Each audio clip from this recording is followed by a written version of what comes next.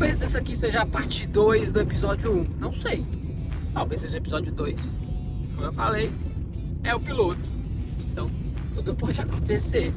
Assim como tudo pode acontecer na vida de quem quer empreender ou de quem está empreendendo, tá? Mas, pensando o que eu vou trazer aqui de legal, o que seria um assunto bacana para quem empreende, qual seria um ponto de partida legal para a gente tocar no assunto, conversar, começar a trocar uma ideia aqui. Porque a ideia é exatamente essa aqui, a gente se movimentar, né? Não esperar o momento perfeito, a ideia perfeita, o script perfeito para a gente agir e fazer alguma coisa. É lógico que a gente tem que ter o mínimo de um planejamento, de um esforço, de uma estratégia, o mínimo, claro, para também não fazer as coisas de forma estabalhoada, né? Isso funciona para qualquer coisa. Tenho que falar também de quem é essa pessoa que está aqui do lado de cá tentando compartilhar com vocês alguma coisa válida, né? Então, do lado de cá fala o Anderson Oliveira. Eu não nasci em Montes Claros, mas com 1 ano de idade eu já estava em Montes Claros. Eu sou originalmente ou naturalmente de Janaúba, que é uma outra cidade do norte de Minas, aproximadamente uns 120 quilômetros de Montes Claros, e com 1 ano de idade cheguei a Montes Claros em busca de novos ares.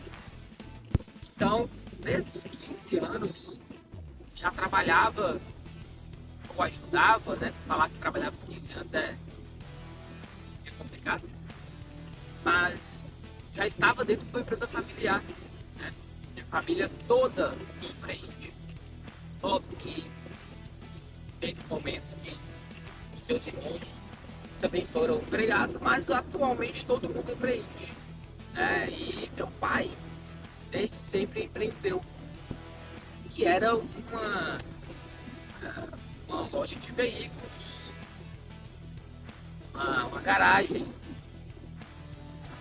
E então lá eu aprendi muita coisa, né? A negociar.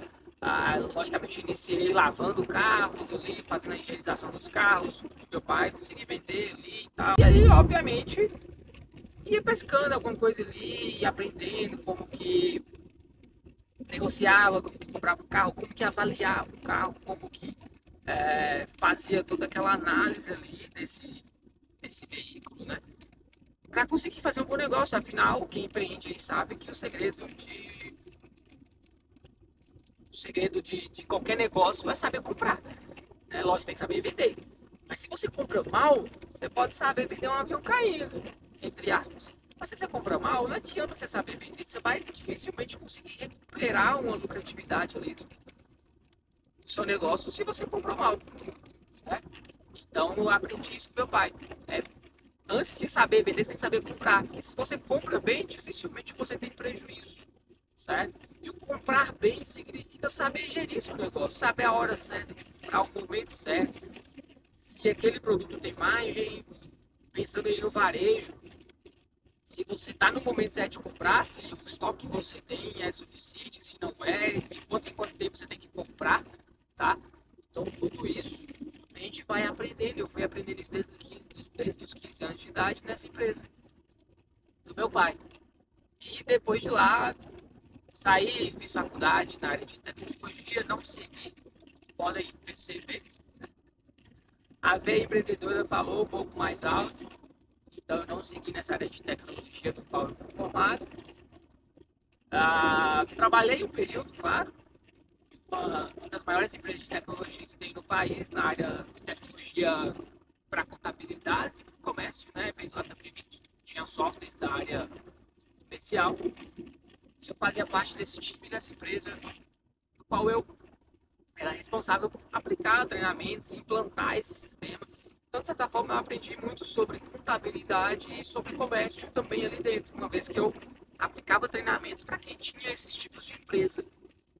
Então, isso me agregou bastante. E depois disso, aquele sangue da família de empreender foi falando mais alto. A gente, quando empreende, a gente tem a oportunidade de não ter tantas limitações de crescimento, e isso sempre me encheu os olhos. Eu sempre, desde criança, tive vontade de ser um empresário, obviamente, bem sucedido, né? Ser empresário não quer dizer que você será bem sucedido, mas obviamente eu queria ser um empresário bem sucedido. Eu me enxergava ali, arrumadinho, de terno, gravata, enfim. Talvez eu esteja me delongando demais sobre isso, mas prometo que vou tentar ser o mais breve possível. Então, logo depois, saí dessa empresa e fui empreender, abrir uma startup. Na época eu não sabia que era startup. Hoje eu sei que na época o negócio que eu abri era uma startup. Ela tinha toda a modelagem de uma startup. Só que eu errei. Né? Eu atuei como se não fosse uma startup, porque eu não sabia que era startup. Na época foi quando eu mais entrei ali, com a mão na massa, vamos dizer assim, empreendendo. E esse meu erro de investir muito na estrutura, na organização, em coisas que não eram tão vitais para o negócio, fez o negócio não dar tão certo. E a gente teve algumas dificuldades nesse negócio devido a algumas decisões não tão necessárias e gastos de recursos em áreas que não eram importantes naquele momento, tá? Visto esse modelo de negócio que a gente tinha optado. Contudo, a gente conseguiu, na época tinha um sócio, né? Cada um foi para outros rumos, né? Eu voltei a empreender com meu pai, era um tal, de certa forma, seguro ali, né? Era o que eu sabia fazer. E aí, pouco menos de 3 meses, se não me engano, foi por 2 meses, empreendendo com meu pai, né? Novamente voltando a fazer negócios ali com carros, né? Com veículos. E o veículo que eu tinha, eu consegui. Tinha uma proposta de um negócio de trocar esse veículo em um empreendimento. Aí um empreendimento da área de alimentação onde eu não sabia nem para onde que ia. Por mais que a gente tenha essa veia, sabe? Como se diz, você sabe gerir um negócio, sabe gerir qualquer um, mas não é bem assim. Né? As particularidades desse segmento de alimentação eu não sabia onde é que ia. Só que, apesar de ter muito mais chance de dar errado do que o outro negócio, né, que era a startup que eu com vocês, na área de transporte limpo, né, logística limpa, como se fosse um bike courier, tá? Vocês pesquisem, descubram o que é isso. Não deu certo na minha região, mas é um negócio, um modelo de negócio super promissor, tá? Inclusive, capitais do país tem, e lá fora tem esse tipo de serviço. Mas enfim, voltando ao assunto. Nesse negócio que era super promissor não deu certo, e nesse outro de alimentação, onde tinha tudo para dar errado, uma vez que eu nunca trabalhei com isso, que tinha tudo para dar errado, foi o que deu certo. E a partir dali, tive um dos primeiros pontos de virada, profissionalmente falando. Fiquei 4 anos gerindo essa empresa de alimentação, era uma açaiteria, tá? E nessa açaiteria eu consegui transformar a realidade desse negócio e quadriplicar o tamanho dessa empresa, né? Por ser uma empresa tradicional, quadriplicar é um resultado bem interessante. Hoje você, quem empreende aí vê que tem empresas que falar quadriplicar é a mesma coisa de nada, mas são empresas modeladas para um crescimento rápido, são startups. Então, uma startup quadriplicar, ela faz isso em 3 meses, 6 meses. Mas no negócio tradicional, quadriplicar era um resultado muito, muito interessante. Tá? Então, nesse negócio eu consegui quadriplicar o tamanho, eu me apaixonei. Aí, logicamente, a gente se apaixona mais fácil quando as coisas dão certo. Né? Me apaixonei por esse negócio, cara, eu sou bom nisso daqui. Né? E a partir disso eu comecei a sonhar, vou trabalhar no Sebrae, que é onde eu vou conseguir aprender ainda mais sobre gestão de negócios, uma vez que o Sebrae é referência nacional nisso, tá? Vou aprender ainda mais sobre gestão de negócios, que isso pode ser bom para os negócios da minha família ali, né? Tanto para o meu pai, para meus irmãos, vou poder contribuir com eles ainda mais. Sempre foi meu sonho também, é meu sonho até hoje, sempre poder contribuir também, obviamente dentro de casa, mas também de outras pessoas que empreendem, né? E comecei a perseguir entrar nessa instituição chamada Sebrae, acredito eu que muita gente conhece, e consegui, né? Estudei, batalhei, fiz as provas. Para quem não sabe, o Sebrae é CLT, tá? Mas tem um processo seletivo consideravelmente complexo, entre aspas, ali, né? Você passa ali por, se não tiver mudado, na época passava por 4 etapas, né? Então, era, era algo desafiador, tá? Mas eu queria. E aí eu consegui passar e as coisas acontecem muito no tempo de Deus, tá? Então, não adiantava eu querer acelerar, colocar a carruagem na frente dos bois ali, porque as coisas geralmente não acontecem quando a gente faz isso. Então, consegui passar e nesse intervalo de tempo que eu passei e dentro do processo que eu já conseguia sentir, pá, esse negócio aqui vai ser para mim. E no intervalo de tempo que eu consegui passar, né, e depois eu conto a história de como que foi essa história de passar, o que que me fez entrar no Sebrae é bem interessante também, talvez seja interessante, né, para vocês, de como que eu consegui entrar lá dentro, né. No intervalo de tempo que eu tinha que começar a trabalhar, que todo mundo sabe que não é fácil vender empresa, eu consegui vender empresa. Então foi tão as coisas desenhadas, planejadas ali, né? Por Deus, as coisas acontecem de uma maneira tão natural e dá tão certo que se fosse combinado, planejado, nos mínimos detalhes por a gente, né? Meros humanos aqui, talvez não daria tão certo. Mas enfim, entrei no Sebrae, comecei a trabalhar lá na parte de atendimento, né? A quem está empreendendo, ou seja, a gente fazia esse trabalho, aprendi bastante, claro, agreguei muito, suguei muito, como diz o antigo gerente do Sebrae, e a gente atendia essas pessoas que empreendem, que estão ali, que querem uma ajuda, querem um suporte, querem um apoio, e quem empreende ali não necessariamente sabe de tudo, né? Ninguém sabe de tudo. Então a gente conseguia agregar eles ali, a gente tinha um time muito bom, o Sebrae geralmente tem um time muito bom, tá? Sempre tem um time muito bom para estar lá dentro do Sebrae, a pessoa tem que ser muito qualificada, né?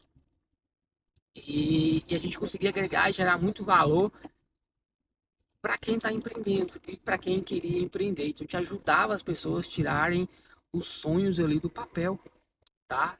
No fato de empreender. E quem tinha esse sonho já tirado do papel, a gente ajudava que esse sonho não fosse pro ralo também ali, né? Porque a gente sabe que empreender não é fácil. As estatísticas mostram que empreender não é fácil, muitas empresas abrem e fecham numa velocidade muito grande, muitas vezes por falta de apoio, de acesso à informação, principalmente, né? Ah, e nesse período que eu fiquei no Sebrae, fiquei 2 anos internamente no Sebrae fazendo esses atendimentos de consultoria, né? De negócios, de inovação, de modelagem de negócios, né? Para ajudar quem, como eu falei, quem está abrindo e quem já tem empresa aberta, a conseguir superar os desafios que eles vêm enfrentando ali. E depois desses 2 anos, continuei trabalhando no Sebrae, só que num outro formato, que era como um agente de inovação. Então, esse formato também já foi um outro desafio, no qual eu, para conseguir passar nessa vaga, nessa área, para atuar com isso, eu tinha que sair do CLT no Sebrae, eu tinha que pedir demissão do Sebrae. Porque para fazer esse trabalho eu tinha que ser um bolsista do CNPq. E esse bolsista ia ser, em parceria com o Sebrae, ia ser contratado para prestar um serviço para o Sebrae, um serviço de campo, atuando, atendendo um grupo de empresários e promovendo a inovação dentro dos negócios deles, através de metodologias ágeis, através de inovação na veia, tudo que há de melhor e que é feito nas maiores empresas do mundo ia ser aplicado nas empresas locais para promover crescimento dessas empresas, para promover produtividade operacional, para promover lucratividade. Então, eu arrisquei mais uma vez, né? E fui pedir demissão. Era final de ano, para tentar o processo. Tentei o processo e mais uma vez Deus agiu novamente e passei em primeiro lugar. E quando passei em primeiro lugar, eu tinha a chance de escolher em qual cidade atuar. Na época eram 7 cidades. E eu consegui, por ser em primeiro lugar, me estabelecer na mesma cidade que eu estava, que era em Montes Claros. E fiz esse trabalho por mais 2 anos. Ou seja, eu trabalhei, de certa forma, 4 anos no Sebrae, um pouco mais que isso. Depois desse período, né, eu encerrei meu período de agente de inovação, tá? Ah, porque poderia continuar, claro, o processo de agente de inovação continuou, poderia ter continuado, contudo, fui convidado por uma das empresas que eu atendi a fazer parte da sociedade, né? Uma dessas empresas é uma agência de marketing, e o qual eu aceitei. E então hoje é uma das empresas que eu tenho, no qual eu atuo, mais na parte ali, da direção, da parte estratégica do negócio, operacionalmente nem tanto, mas dou meus pitacos.